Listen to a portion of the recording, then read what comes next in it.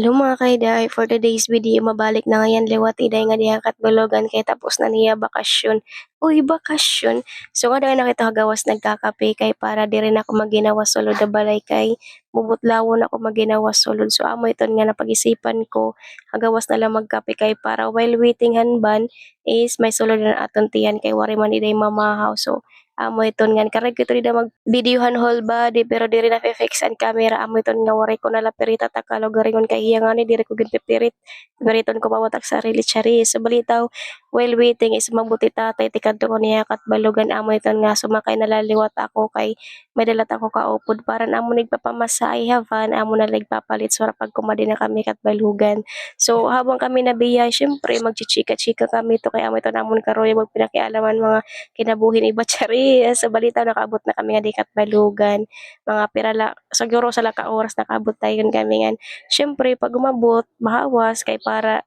makakadto na boarding house diri kay magsinakay sakay iday ha pagpapayong kay may payong ka man ay pag pinaurat nga payong day